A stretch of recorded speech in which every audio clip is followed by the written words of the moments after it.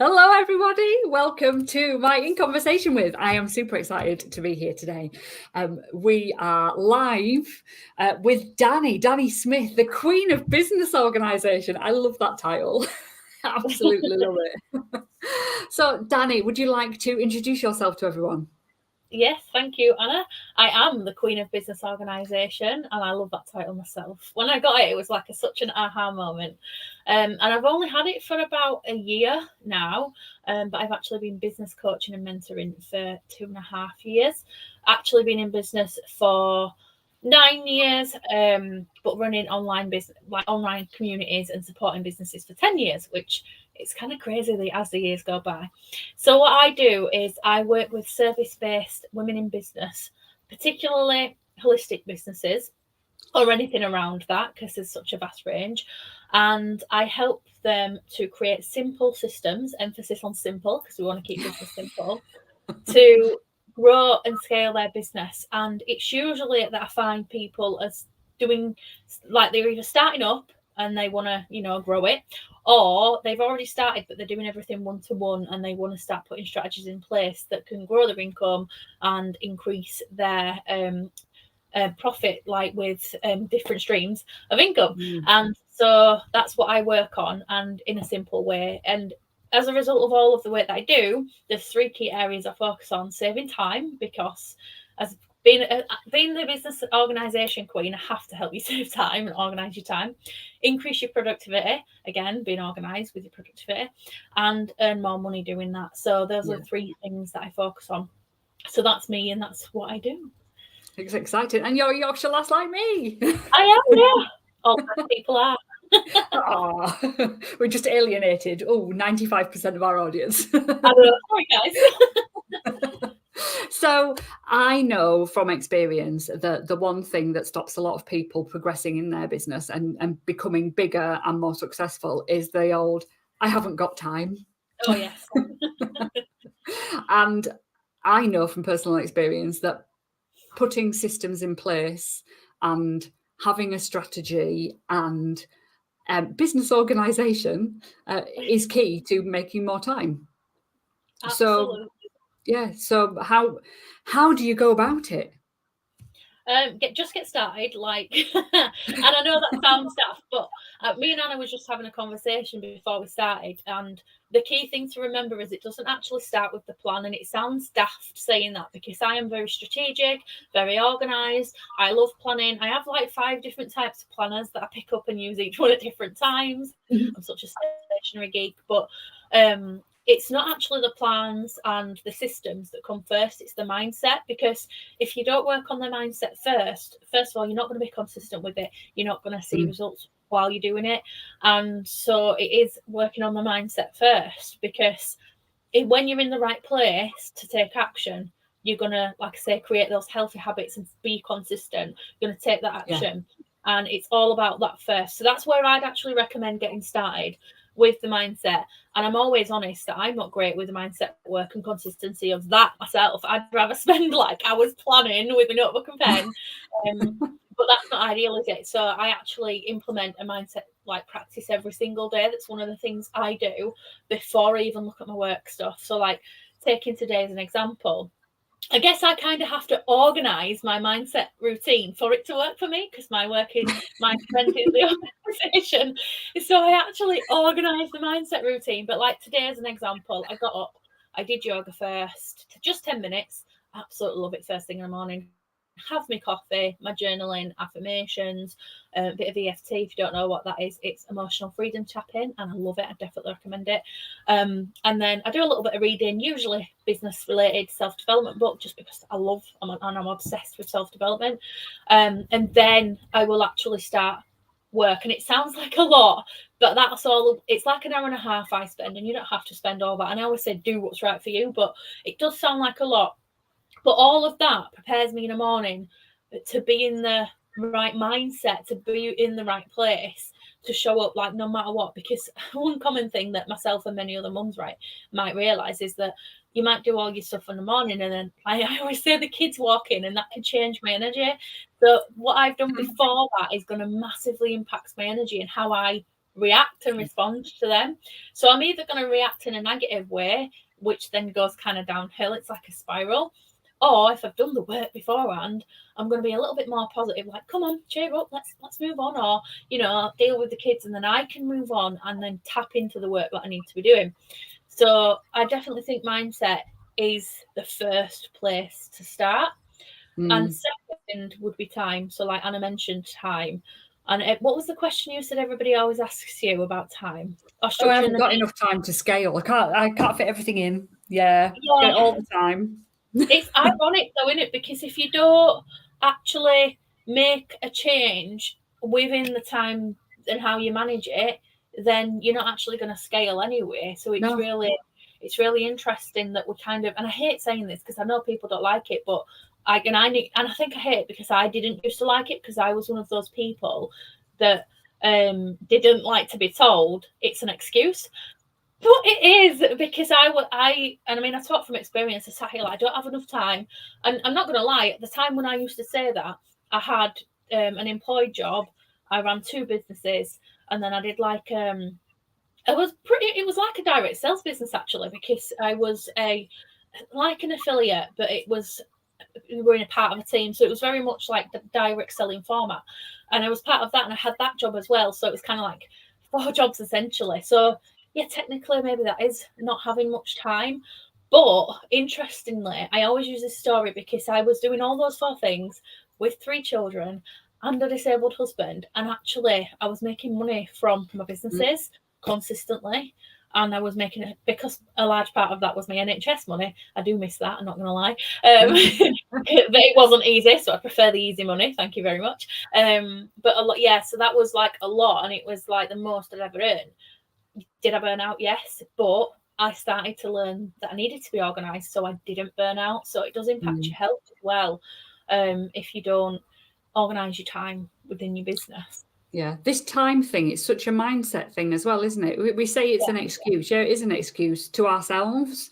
And I think sometimes, and I talk about this all the time, when you change that phrase, I haven't got time, to how can I find the time?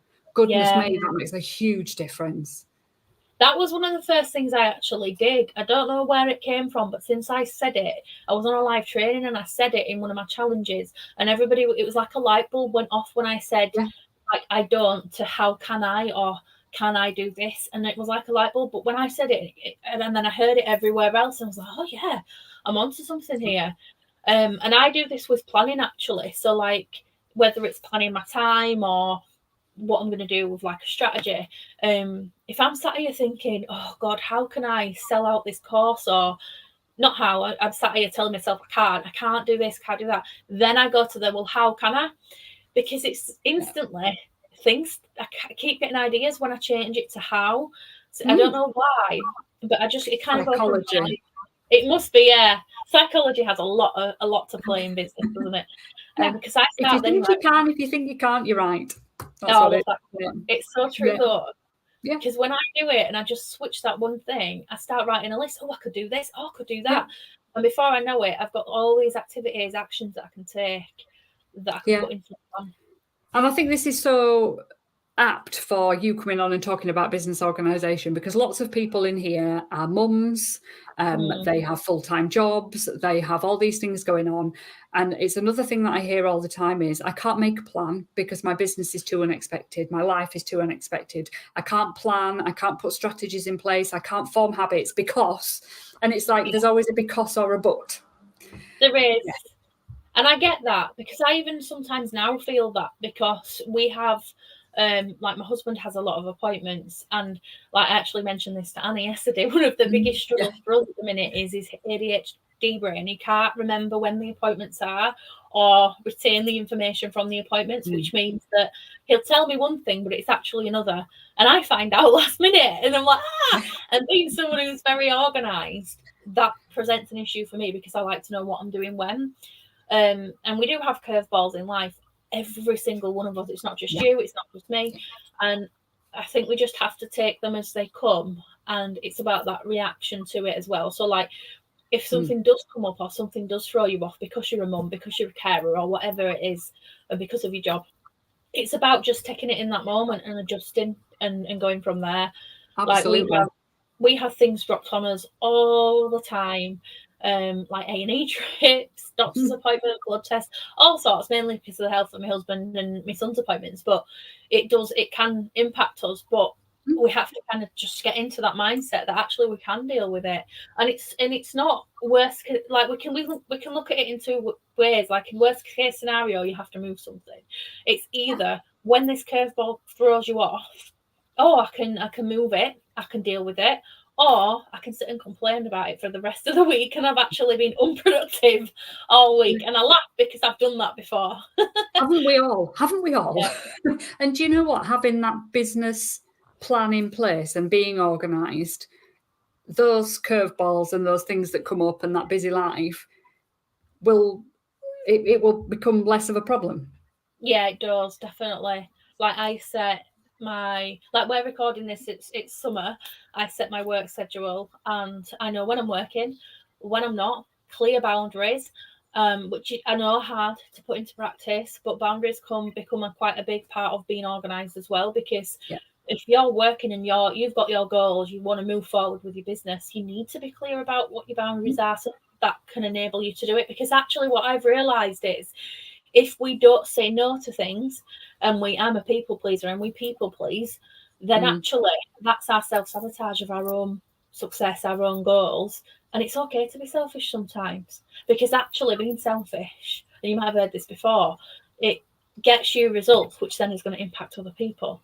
Like all the work that we do, myself, Anna, you guys listening, like the things we do, the products we sell, the services we sell, everything, it helps people. No matter what it is that you sell, it helps someone. So if you're a success with your business, you can help people in more ways than one. So it does have an impact, and that all started with you being selfish with your girls. Yeah, too right. Which as well, that's another thing that I would like to bring up, is that goal. If you have a goal and you want it enough, you'll work for it. Yes. If you have a goal and you want it enough, it's true. Yeah, it is so true. Every single training I do pretty much starts with, what is your why? Why are you doing what you're doing? Because that is what's going to drive you to take the actions. And a little story about me. I am a wing it girl. I have never been a planner. I've never been one for organising, and I've been in business since 2005. Wow. And I've run successful businesses. And the times that I've been the most successful are when I've had a really strong goal and I've planned how to get there. I've got organised and I've planned how to get there. And when I wing it, it goes okay, but not to the same scale as when I've planned it. And I think that's a big thing for a lot of people, because a lot of people, especially in the network marketing industry, are scared of making it too structured. They are, or doing things their way, I think, sometimes, because in network marketing, with companies and trainings and things, and just, I think sometimes remember that it's okay to go off on your own. I've got an old client and friend who is in network marketing, and she does amazing, and she does completely different to what the team does that she's in. Like, so different to everybody else, but actually that's probably why and what it is, it's why she succeeds, because she's so different. She focuses on one or two areas. I'd say about 2 areas of the products, and it does a whole lot more. I'm actually wearing her makeup right now. And she's amazing, and she gets results, and the content that she puts out, like, I've never come across anyone like her in the way she does it, and it does make a difference when you just give her a shout out. What's her name? What does she do? She's the beauty guide on Instagram. She does Instagram. She's on Facebook as well, but I can't quite remember the name of the group. But she's amazing. She's with Lime Life, but she also does like classes for the makeup.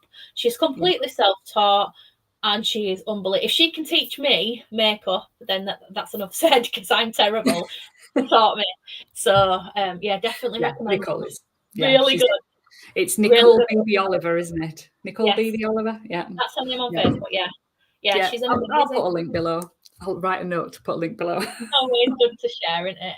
Yeah, absolutely. She's amazing. So if you ever want to follow someone and see how they are doing it in their own way, I'd definitely say her. Yeah, I always say this to people, because she is brilliant. And she's. And do you know what? That's so important. And it's something that I learned on quite early on as well in my business was that doing it my way, in a way that works for me, in a way that doesn't make me feel icky, is definitely the way forward. Definitely. Absolutely. And I love the way you do that as well. Yeah. So can you give us some top tips on getting organised in your business? Oh, of course I can. Where to start? Well, I think my biggest tip that I'm always saying at the minute, because it's so important, is like people go, that I don't have time to plan, or where do I start? And I always say there's one place you need to start, and it's actually planning the time to plan, which sounds funny. But if you plan in your time to plan and you just do that one thing to start off, then that's going to make an impact, because then you've created the time to actually do your plan. So for me, this looks like on a Friday afternoon before I finish for the week, because I work Monday to Friday. Well, not Monday to Friday, I do have Wednesday off, but typically Monday to Friday are my working days, and then I'll have the weekend off. So I finish off on Friday with my plan for the week ahead. So I know where I'm at Monday. So that time is in my diary. And then I actually, when I do my journaling in the morning, the last thing that I do is I set my intentions for the day. So I am quite excessive. I do plan monthly, quarterly, weekly, daily, because things change. And it's one of the ways that I manage the curveballs. Like if something happened today that threw me completely off, then I know that I can just set it in my daily intentions, what today's going to look like now versus the plan that I created on Friday. So I do the plan on Friday, have that dedicated time, and then that dedicated time every morning to set my intentions for the day. So that's the way I plan, and I love it because it works so well. So if you just do that one thing, all you've got left to do is implement it. So that's the first thing. And then the second thing is thinking about what's actually going into your plan. So if we're looking at time blocking doesn't work for everybody. So I'm not going to be one of these coaches that tell you to time block, because it doesn't. Some people, I mean, I do it in different ways. So like I do my days for content on Mondays. That's what I'm doing today. And then the rest of the week will be time blocked. But some people work better if they have a set task or focus on a day. So it might be all your admin stuff in one day. But then other people might want to time block where you do admin, then you do content. Because I think especially creative people get shiny object syndrome and they want to bounce from different things, which I can do a lot, which is why yeah. I think all entrepreneurs are like that. And because we get bored easily, don't we? Yeah. So it does help to switch it up as well. And sometimes you might have a routine and then you switch it up because you need to, like, as the seasons change as well, I find, because when you're planning, it's never going to work all year round. Like I said, we were recording in summer and I've had to change it completely for summer, and I'm absolutely loving it. I'm actually thinking, should I keep it like this after summer, because I'm enjoying how much free time I've got, but I do love working as well, so I'll probably just go back to normal. But and then winter, like, I don't know about anybody else, but getting up early in winter is so hard because it's dark and cold. So that might impact your routine as well. So thinking about how the seasons affect it, when your energy is better as well, you've got to consider these things. It's not just about opening up a diary and Mondays I do this, Tuesdays I do that, and then at 9 o'clock I do this, and 10 o'clock I do that. It's about your energy levels, the time of year, because all of it has a massive impact on how we show up for our business. So it's about considering that when you actually do your planning. So like if it's like I follow the moon cycles, and if it's like full moons and new moons, I notice how my energy is, and I might give myself a little bit more downtime. Or if it's like near winter, for example, I'll probably work at the couch more than anything else, because I like to get the blanket over me and be warm and have my wax melts burning and smell the nice smells. And I love that cozy feeling at the end of the year. So I know I'd work better and be more productive, ironically, sat at the couch versus at my desk, because it's winter and it's cold. So it's just how you can manage that, like even like to where you put yourself to work as well makes a difference. Oh God, I could talk about it all day about being organised and planning.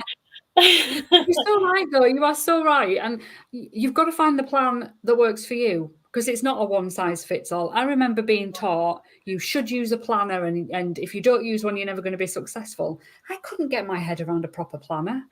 All those facts and figures that you write in there and the putting your affirmations in was just not me. I have a to-do list and I work my way through it throughout the week, and that's it. And yeah, you know what? It works for me. Exactly. Yeah.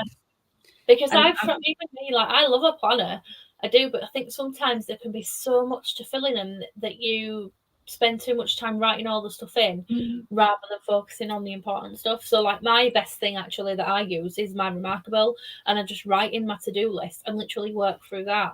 So even though I do like time block my week, I use Google Calendar, which I love because it reminds me of, like, you know, today you're going to be with Anna Green, but stuff like that. So it pops up so I can't forget. But other than that, like, I literally do have a list and I just work through it all week. So it's definitely handy. Yeah, finding the thing that works for you. Yeah, definitely top tip. Is there anything else you would like to share with everybody while we're still here before we disappear off? You've got a light bulb moment or something for everybody? A light bulb. Oh, you put me on the spot now. I think, oh God, I feel like I've already said them. Light bulb moment. A productivity tip then. A productivity tip. Oh, okay. Yeah. Eliminate distractions as best you can. So sometimes this is setting boundaries. Communication is a massive one to eliminate distractions. So if it's people in particular, let them know when you're going to be working so that they're not going to distract you. And I always get, but Dani, I've tried this and they still interrupt me. And I get it. I'm here for that. I'm exactly the same. But I'm like a parrot. I repeat it every single day until I'm no longer being distracted. And it might be new things that we have to repeat, but it's what we've got to do. Like, the only reason I have silence right now is because I've been repeating to my kids, there is summer, but Mummy's still working in the mornings. And to my husband as well, actually, because he's just as bad for interrupting, but I've repeated it and repeated it. And if they still don't, I put a sign on the door so they know when not to come in because I'm on a live, I'm on a recording or whatever I'm doing. So definitely for productivity, eliminate distractions because you're going to get more done in the time that you set yourself if you're not being distracted. Massive one as well for that is turning off your notifications for social media. I can't do with my phone pinging. I really, really can't. I have my phone's on silent and family go mental with me because they can't get in touch. But if I have it on, I will get nothing done. So off it goes every morning. And that's the same for boundaries as well. So I have the same thing. I have my phone on silent and the vibrate's turned off now because I would be sat in an evening and I'd be still getting messages from people who are working on an evening, which is absolutely fine. And people who like to message me while they remember at 5 a.m, that's absolutely fine. But I'm not going to answer you because I've set a boundary. And actually that's making me more productive in my everyday life and creating that work-life balance, which is so key. It is. I'm like that because that's why I had to set that boundary because I used to be the person that pick it up, and then I was like, I thought you were watching this film. I am, but so and so's messaging. But that message can wait till 9 o'clock the next day when I'm back in work mode, and it's so important to set those. Otherwise, we'll never have downtime. No. And you know what? If you like answering messages at that time of night and being available, that's absolutely fine. It's when it becomes a pain in the bottom and you don't want to do it anymore, then put your boundaries in. That's it. And I think sometimes it's just recognising that as well, when it works best for you to work best. Like Anna just said, if 9 o'clock at night or 5 o'clock in mornings when you want to be sending those messages, great for you. But for us, it's not what we do. So it's setting that boundary so that you might be the one replying at 5 a.m, not sending them. And that's fine. It's as long as it works for you. Exactly. Thank you so much for being a guest on here today. I'm so pleased you could make it. Would you like to tell everyone where they can find you on your socials? Absolutely. So if you come over on Facebook, I've got the Business Growth Club, which is my Facebook group, and soon to be a podcast under the same name. So it's Business Growth Club with Dani on all the channels. It will be available. And I am on Instagram. Well, I'm everywhere actually at Queen of Business Organisation. Brilliant. Thank you so much. I will see you soon. Thank you.